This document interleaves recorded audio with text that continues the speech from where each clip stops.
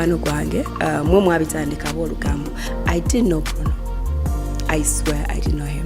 Ne story netandika nali sijira binagira bomwana yajingamba nti abana bakubye story nemugala story cha even musanyu eri ekitalo Faridah Nakazibwe avuddeyo n'ategeeza ensi nga omukwano gwe ne Bruno ke okosako n'omwana omuto Biela birino mbikuletedde kansoke nzise ekitiibwa munanyini footage ono ye Josephat Seguya president w'Olugamba era ngono mukozi ku Bukedde TV olwalero nkozeseza ku footage wo taata olw'okwagala okutangaza eggwanga kale omukutu oli ku Vika exclusive. Thank you so much gowena agenda maaso n'okubeera ng'ogwekuumirako n'ogamba nti video akobere ng'ogirindiridde gwe ya subscribinga video giweka like oba tonaba kubeera ng'ate ogilikinga then nawe atanaba kubeera ng'otwengako mbutongole nkosabye mbuwombeefu yadde tondaba nga nfukamidde subscribing after subscribing making sure that you turn on that notification bell. Tuli proudly sponsored by Yajja Kalodo omulombi weddwa kugwa ine ebizibu ebikusomoza mbulamu buno mukubire ku namba esimu gyolaba eri mu kitabo ekiri mu Crowning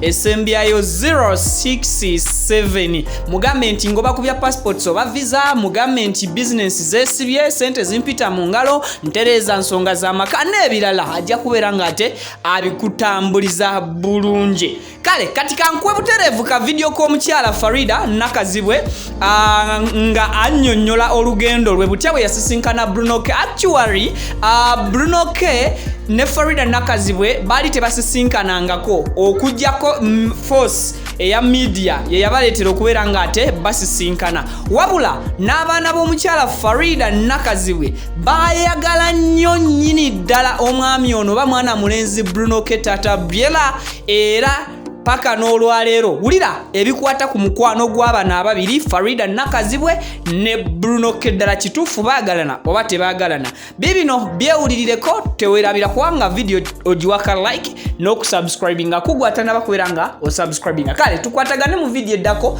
bibino byerabireko twakomye ku mwami nga tumukubuuza tutulagaga ku mwami abaana bange gye bali balina tata waabwe abaagala nnyo nnyo tuli ba mukwano nnyo twakkiriza mbu it didn't work out for us osanga ensobi twazikola mu kusooka but whatever it is tulina abaana obuvunaanyizibwa bwaffe abaagala nnyo bamwagala nnyo ffe tuli ba mukwano tukusa abaana baffe mukama yeebali wadde tomutubuulidde yeemanyi ate n'abamumanyi bamumanyi abanage kyekyo naye kati oyogedde ono ku Bruno yakola ngaani Bruno mukwano gwange mwe mwabitandika ab'olugambo.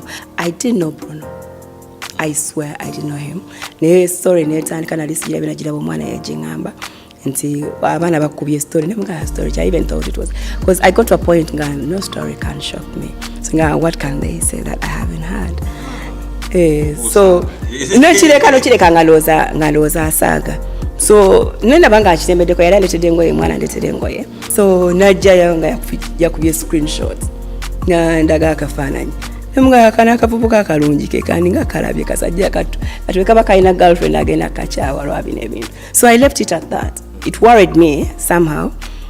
Naye ngeri joli mbu waliwo ebintu byoboyita nga kino kindi it's just a word. So nengamba my producer let's have him on set naye tuwulire. Nafuna ne opportunity muchazawo and we became friends. He's a young gentleman mwana atya Katonda. He's friendly, so we became friends. I think it was music, but I love new music. So yali birthday yabwe ne mbabuuza are you inviting some friends? Nga yes mami this and this. Nga I think yali anyimbire n'akayimba. Nga bakakala ba video bakasanyuse. So bring Bruno ya atuyimbire mu Faridah okitegere. Ate abantu singa bewala nnyo n'okusomoza abantu. Osobola okukosa omuntu ekintu. So Bruno became my friend. Bwansuubiza nti ajja kuyimba kuba nambuuza ina Faridah the song. Nga ngenda duyimba.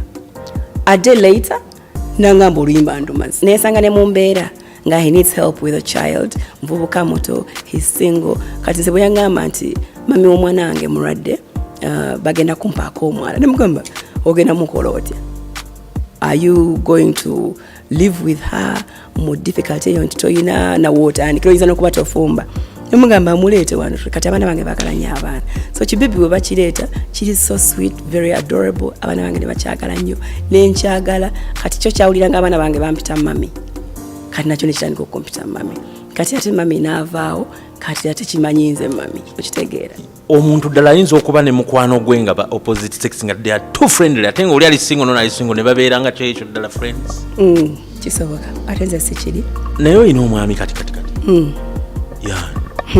naye oyagala omumanyi waliwo ebintu byotuuka ekiseera n'obiyiga situation nekujira.